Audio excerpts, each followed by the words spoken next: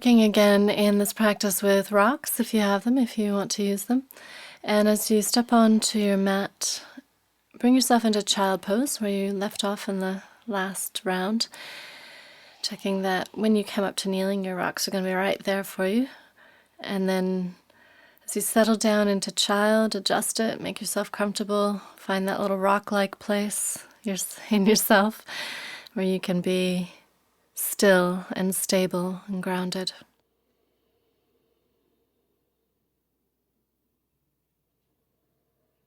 I'm going to repeat the same practice that we did at the end of the last practice, the last round of humming or making the sound. So play with this. Give yourself permission to play with the pitch, to drop it down low, to raise it up high, to see where you feel that change in your body. Follow your own pace of breathing. So don't feel you need to align with my sound. Find your own.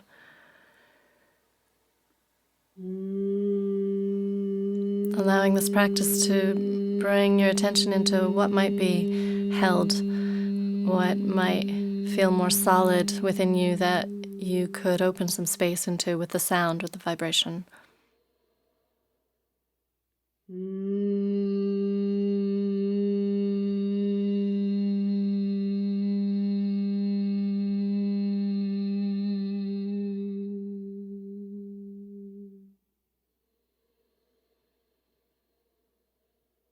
And then if you haven't already let go of the sound, finishing off this sound and preparing to emerge, to come upright by breathing, using your next inhale to bring you up. Once you find your kneeling posture, bring your arms out and up overhead, inhaling, lifting up, creating length in your spine. Exhaling, bring your hands down to Up Manjali Mudra to tune in with our Adi mantra.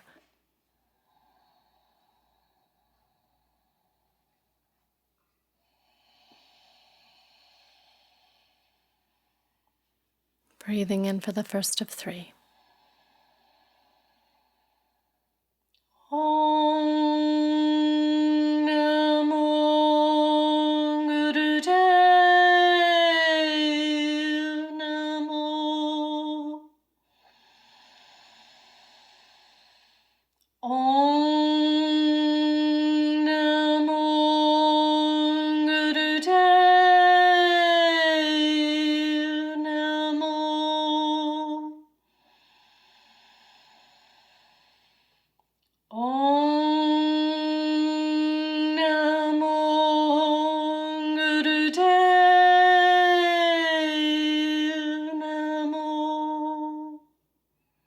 As you inhale, lift your arms up, and as you exhale, bring them out and into Prana Mudra, which is a mudra symbol of energizing the body. It's like a lightning rod. It's grounding you down, finding energy in the body.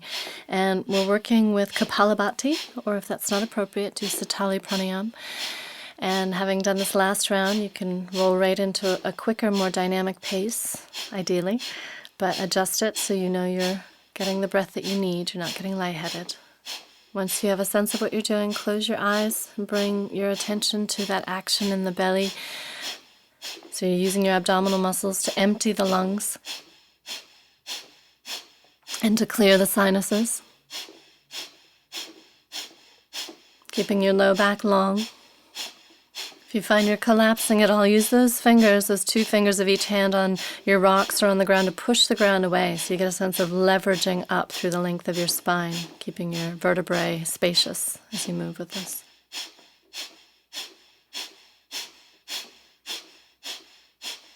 And then inhale to finish. Exhale, empty out through your mouth, round your spine, scoop your belly back towards your spine, press all of the air out, every last little bit. And then once you've emptied as much as you can, sit tall, hold the breath out, but without holding tension. So letting your shoulders relax, jaw relax. If it's right for you, engage right at the base of the spine, Mula Bandha, root lock, squeezing anus, sex organ, navel in and up. Take your gaze towards your third eye point. See if you can soften into that first tug, that need for air. When you do need the breath to come back in, before you start struggling, let it in. And if you find you get a little vacuum break in that transition, you might need to swallow before you inhale so that you can ease the breath back in. I'm going to do another round of Khapalabhati, but alternate nostril. So if you bring your dominant hand up to your third eye point, first 2 fingers between your brows, and use your thumb to close off one nostril, and then breathe out through the other side. Let the breath come in through both nostrils, and then switch sides using your ring or your little finger to close the other side. Just light pressure. You don't need to push your nose across your face. Keeping your face centered, elbow and shoulder relaxed on that helping hand. And taking your time with this, a little bit more complicated, so slow it down. The breath is coming in through both nostrils and then out through alternate nostrils. So each exhale, you switch sides. As you change sides, let the breath come in through both nostrils. So your fingers, your thumb are not touching the nose as you switch to the other side and the breath comes in. Notice which side seems more open, and this is where you really need to clear your nose out, so take time to blow your nose to clear it out. It's the advantage of this. And then come back into it when you can. If you're doing Sitali Pranayam, just stay with Sitali Pranayam, or you can do a long, deep alternate nostril.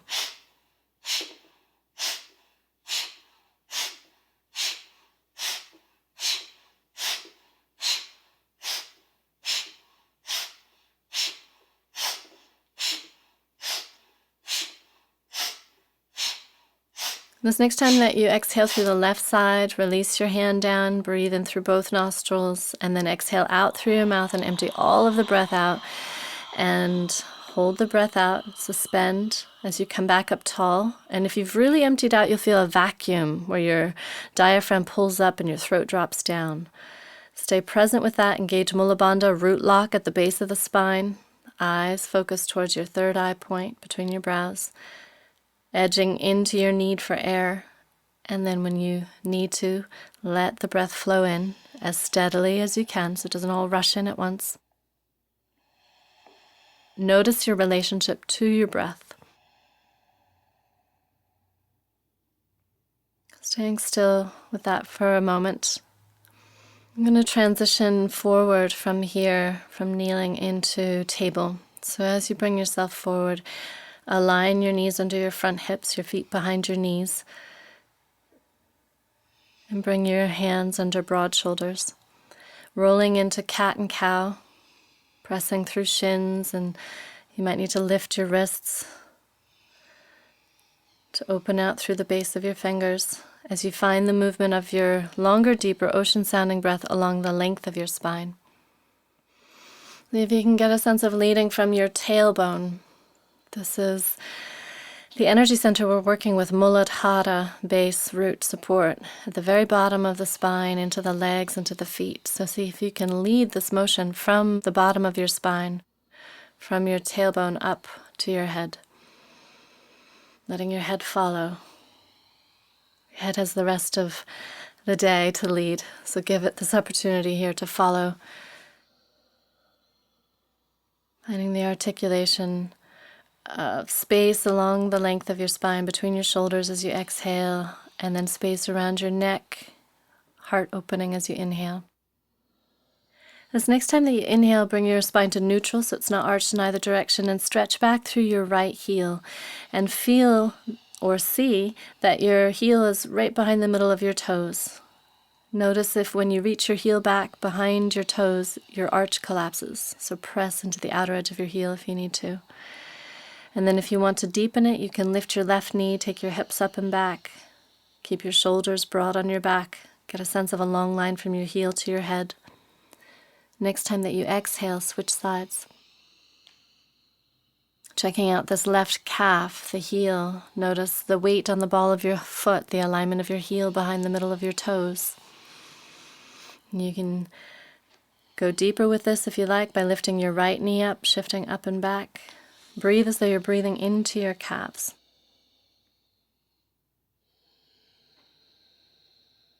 This next time that you exhale, release your left knee down. Bring yourself onto your feet and take your time to uncurl from the ground up to standing.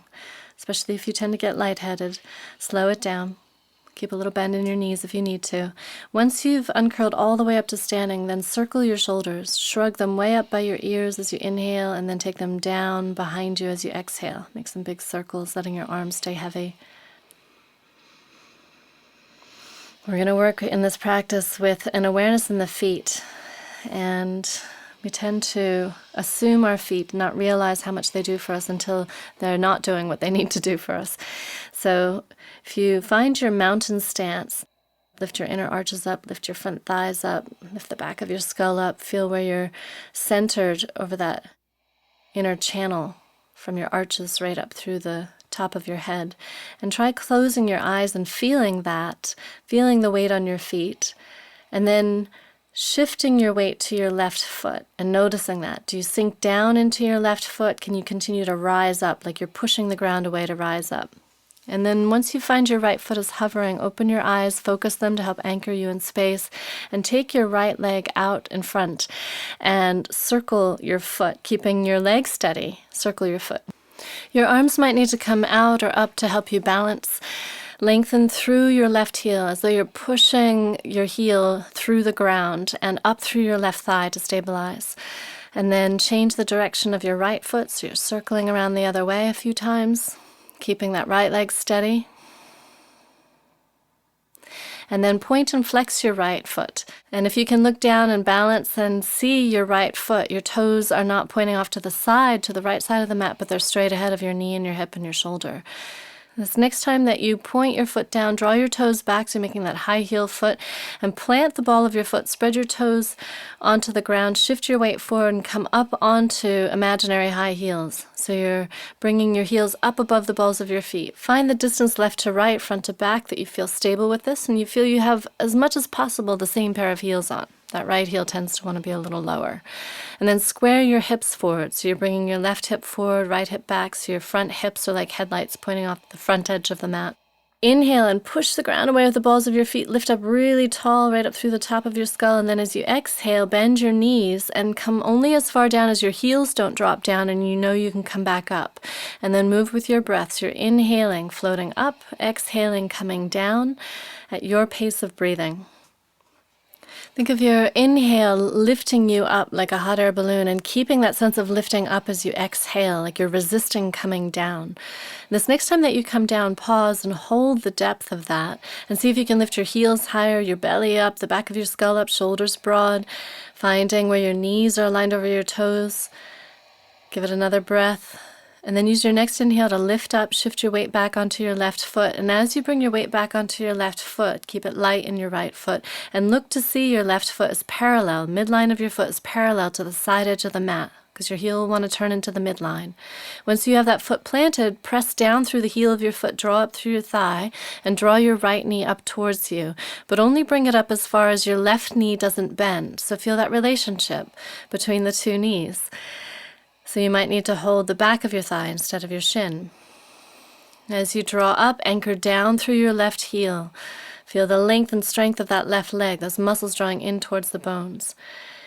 And when you draw up as far on the right knee as doesn't disturb the left knee, then take your left arm out to the left and start to open your right knee to the right, but only go as far as your left knee doesn't follow. And you'll feel that in your left arch. It'll want to collapse down as the knee wants to roll in and follow the right knee. So keeping your left knee as your priority, stable and facing forward. And then next time that you exhale, come back to center. You can either do that again holding the knee, or if you want to play with holding the toe and play with balancing a little bit more, then you can hook your big toe or even hold the back of your thigh or your calf and reach out through your heel. Anchor down through your left leg, lengthen out as much as possible through the right leg. If you want to play a little bit more with this, take your right leg out to the right, and again, only go as far as your left knee doesn't follow. It doesn't roll into center. So really strong left thigh lifting up. You can find this action by pushing the ground away with your left heel. And the next time that you inhale, come back to center. Release down as gracefully as you can. Accept the wobbling. There's often wobbling inherent in balancing, so just accept it. Work with it. Day by day, you might find more strength coming into your feet and into your legs, and you may find that you wobble more one day than you did another. Accept that. Work with that. As you come into your mountain pose again, you've double-checked that your feet are parallel under front hips. Stand tall, reconnect with that inner channel. Try closing your eyes if you can so that your mind's eye is down in your feet. And then shift your weight over to your right foot. And as you start to balance on that right foot, take your gaze outwards. Anchor in space by focusing your eyes on a point that's not going to move. Feel free to let your arms come out to help you balance as you circle your left foot, keeping your left leg really steady. It's like you're stirring a pot with your left foot. And then change the direction of your left foot, finding as wide a circle, opening out that ankle joint, because you were just balancing on that foot. Notice how it feels to be circling it. Breathing as though into the foot, and then point and flex your left foot. If you're able to balance and change your gaze and look down and see where your left foot is, see that your toes are not pointing off the left side of the mat, but they're pointing straight ahead, in line with knee and hip and shoulder, and finding the action in the foot here, feeling how this radiates all the way up.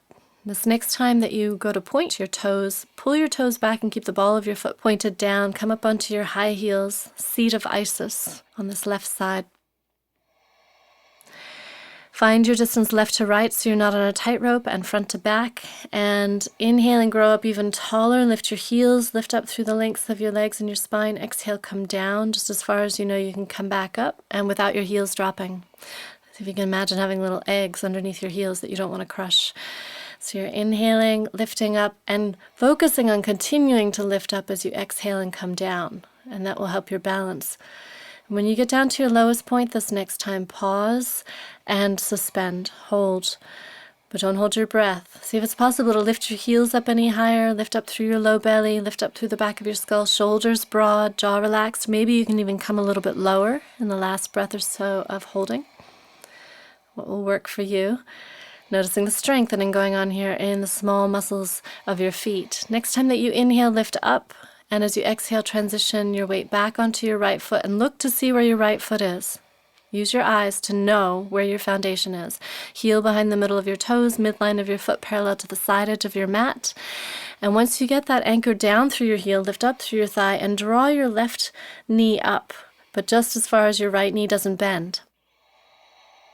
Take a breath there and feel that your right knee is stable, facing straight ahead, arch lifted on that right foot.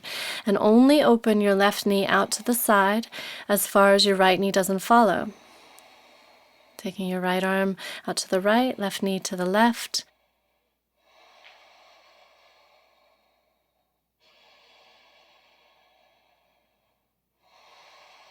And then come back to center and either do that same thing again with the bent knee on the left, or if you want to play with lengthening the leg out, you can hold the thigh, the calf, the heel, the toes, whatever grip you can work with, and keep your right knee stable as you open your left leg, left hip.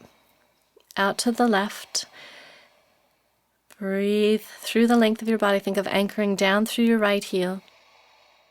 Give that one more inhale, and then as gracefully as you can, exhale, come back to center, and release into Tadasana, into mountain pose. So look to see where your feet are. Don't assume that you know where they are. Look to see where they are. And then once you've seen them, lengthen up through your spine. Close your eyes and feel them. Bring your mind down into your feet. And then bend your knees a little bit. Bend your knees slightly. Feel how that drops your tailbone down, like you have a weight on your tailbone. And shift your weight over into your left foot, keeping your knees bent, eyes closed. This doesn't really make much sense or work if you open your eyes, so experiment with keeping your eyes closed. And as you shift your weight into your left foot, lighten your right foot and either slide or step it forward and bring the heel down as you start to roll into the right foot. As you shift your weight forward into your right foot, feel how the left foot gives way. Keeping your jaw relaxed, eyes closed. Once your weight is in your right foot, then shift your left foot forward, either slide or step it forward. So you're taking a very slow walk, as though you're moving through something denser than air, like you're having to push the molecules of space out of your way. And finding your way forward towards the front edge of the mat, like you're walking a plank, like you're blindfolded. And just like walking a plank where you might be thrown off into the crocodile-infested waters, you don't want to get to the front. So really slow it down. Take your time with it. Don't be in a hurry. Feel your feet on the ground. Notice that miracle of walking, of shifting weight from one foot to the other. And see if you can keep your shoulders broad, hands relaxed, eyes closed, your knees bent, your tailbone dropped down a little bit so your center of gravity is a little bit lower. And then when you feel with your feet on the ground that you're at the front edge of the mat, you feel the change of texture, then reset your feet without opening your eyes. See if you can feel your mountain stance. So if you haven't already, look at your feet, look at your toes, lift all 10 toe tips up, lift your inner ankles, inner arches up if they tend to collapse, and then move that lift right up through your front thighs, your kneecaps drawing up, and then up into your low belly, drawing in and up your sternum, and as you lift your head up, get a sense of the back of your skull lifting up. And as you inhale, lift your arms up, and if it works for your shoulders, interlace into Venus Mudra. Slide your shoulders down once you have some length through your elbows, keeping space around your neck, and then see if you can feel the connection from your feet to your fingertips. As you exhale this next time, come into half moon, Ardha Chandrasana, to the right. So you're taking your hips out to the left, upper body to the right, and bring your mind down into your feet. So you may need to close your eyes. Feel that your inner arches stay lifted, all 10 toes stay lifted, and you're only extending out to the right to the point where you don't collapse, and you can keep your head lifted once you've looked down if you need to see your feet. Feel that your front hips are squared forward, your underarms are squared forward, and then find your breath on the left side in between your ribs. Use your next inhale to lift up from your feet, through your toes, through your arches, through your thighs, up through your belly. And as you come upright, slide your shoulders down if they've come up. And as you exhale, come over to the other side, taking your hips out to the right, upper body to the left. Keep your chin up off your chest. And feel what's happening in your feet. Feel how your right arch wants to collapse down. Keep lifting it up. If the toes want to collapse, lift your toes. Find your foundation in this whole body curving from the arches, the foundational support in the feet. Find the lightness in the shoulders and the jaw. Lift the top of your head towards your hands. Give that right side one more breath, and then use your next inhale to lift up from your feet, through your legs, through your core, all the way back up to standing. And as you exhale, unlace your fingers and bring your arms out and down to your front hips. Feel your front hip bones.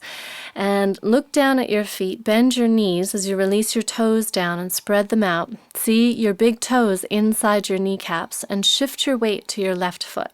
And once you can feel your weights on your left foot, then take your gaze out and find a focal point to help you anchor in space. And take your right leg up and across your left thigh, just like we did in the core work in the last round. And wind your right foot behind if you can. If you need a little more balance, that's not going to work for you, then rest your right toe tips on the ground on the left side of your left foot. Once you have what's going to work with your legs, feel in your front hips how your hips have swiveled to the left. So start to take your front hips to square forward, drawing your right hip back. Feel how that winds your legs tighter. Double check your left knee is aligned over your toes. You'll feel that because your arch stays lifted. Once you have the stability in the wind of your legs, then take your arms out, shoulder level. Take a breath in, and then as you exhale, wind your right arm underneath your left. And just wind around as much as works for you. Drop your elbows down and pull your shoulder blades back onto your back. Coming into Garudasana, eagle pose. Look past your hands. Don't let them get in the way of your focus. And if you want to go a little deeper, you can bend your elbows, bend your knees a little bit deeper, drop down a little bit deeper into the depth of this, but keep lifting up out of your inner left arch and out of your core. And the next time you inhale, unwind and bring your right foot down. Shift your weight into your right foot. Look to see as you bend your right knee that your knee aligns over your toes spreading out on that right foot. And then take your gaze out, anchor yourself in space, and shifting your weight onto your right foot, lift your left leg, cross it over your right thigh, wind around as much as you can. If you need to, bring your toes on the outside of your right foot so you have a little bit more stability. And then start squaring your hips, drawing your left hip back, right hip forward, feeling how your right knee wants to roll into center, so keep lifting powerfully through that inner arch. And as you inhale, cross your left arm underneath your right, winding around as much as you can. Look past your hands, drop your elbows down towards your belly, lift your belly up towards your elbows, slide your shoulder blades onto your back. Take a breath into all of this contraction, like you're pulling your power in. And then you're going to unwind your wings in just a second.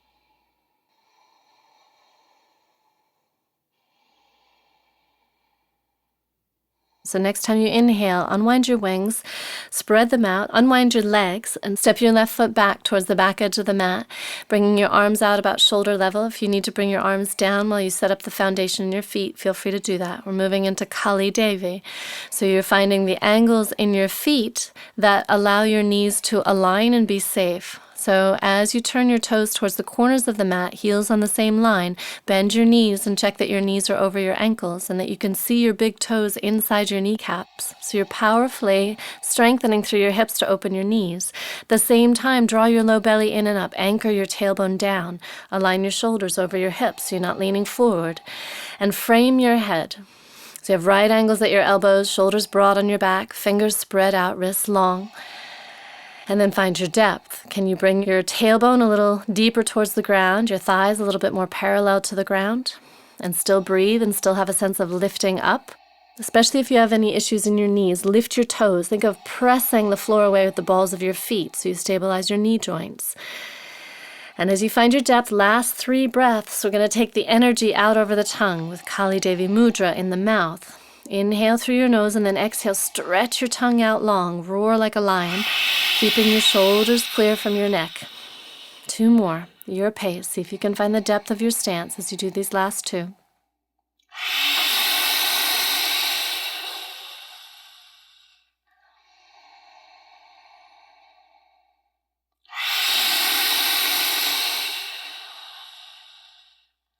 As you inhale, push the ground away. Transition your way into right lunge. Look over your right foot as you turn your right toes forward and your left heel back, finding your parallel lines through your feet and your legs. And bring your hands down by your right heel so that your shoulders can clear your neck. And take a breath or 2 to find your leg strength and your alignment here. Lifting your back thigh up, reaching your back heel back. We're going to transition upright from here. So if this feels like too wide a stance, front to back, then narrow by stepping your back foot forward. And then focus your gaze to help you come up. It's a little bit of a wobbly transition. As you push the ground away with your right foot, lengthen and lift up through both legs, lifting your back heel up. And bring your hands to your core. One hand on your belly, one hand on your low back. Draw your low belly in and up and anchor your tailbone down, which may mean you have to bend your back knee. The priority here is your low back and your tailbone. So find that with whatever bend in your left knee you need as you square your front hips forward, left hip forward, right hip back. And look down if you haven't already. See inside your right knee that your big toe is visible, so your knee is open over your toes. And if you have any issues with the knees, lift your toes, press the floor away with the ball of your foot. And then take your hands and stretch them down towards the ground so your shoulders are broad. And keeping your shoulders broad, if you want, bring your hands up to your heart. So we're working with the beginning version of Virabhadrasana 1. And we'll do this again in the next round. Yes, next time that you exhale, transition down through your right lunge, bringing your hands down, and step back into your modified down dog. Double check your foundations. Where are your feet? Where are your hands? And then grow up through long arms, shoulders broad, and lengthen your low back. Tilt your tail up, so keep whatever bend in your knees you need to prioritize that low back, the lead with the tailbone. And then whatever length in your legs you can find without your tail dipping.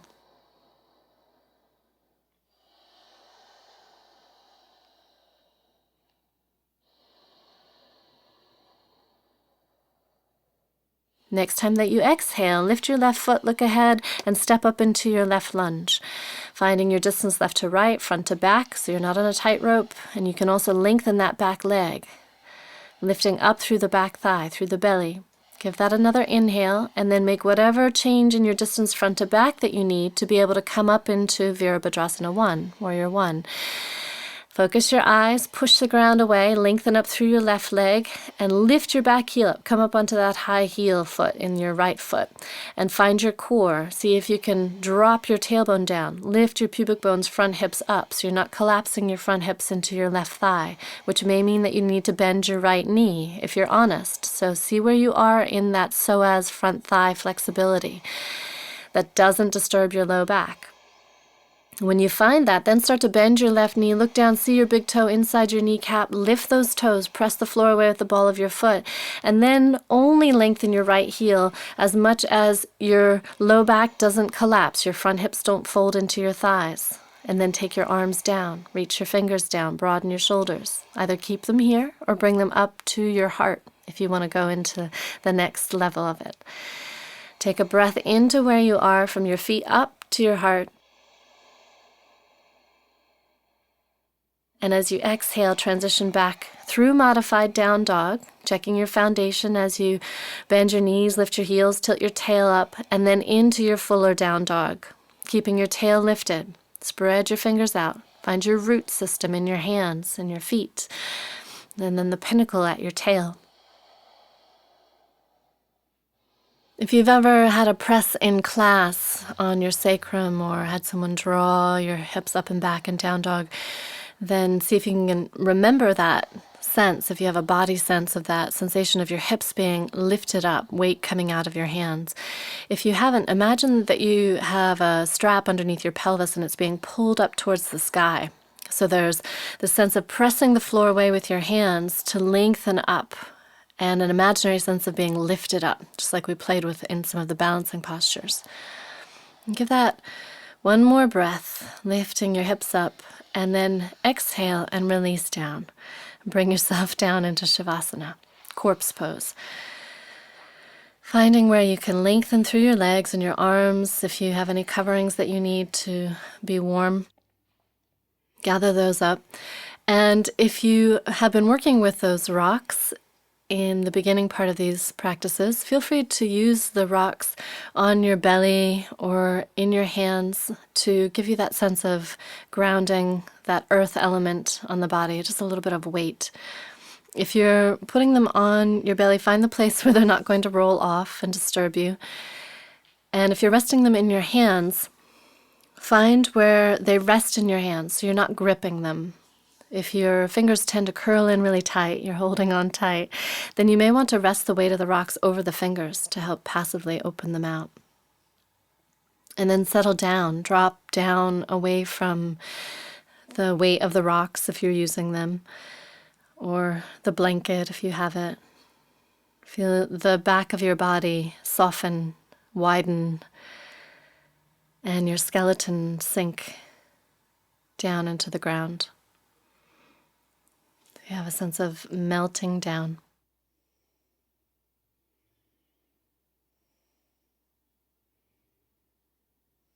Letting go of your breath, letting go of the doing of the breath and of the body, of the practice. Let it do its work for you now. Let it be integrated.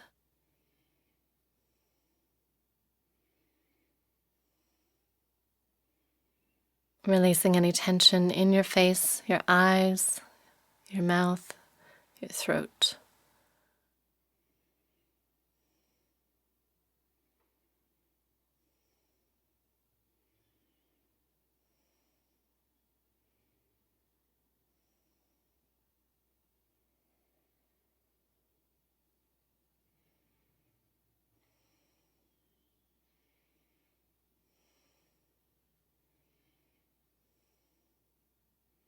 Notice where your attention is.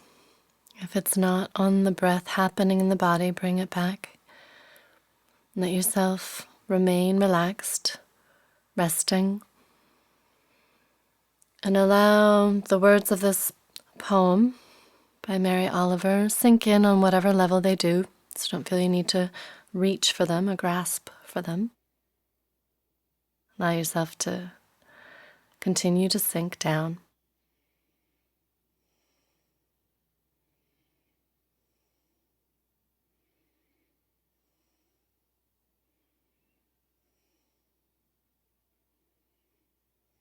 The feet of the heron under those bamboo stems hold the blue body, the great beak, above the shallows of the pond.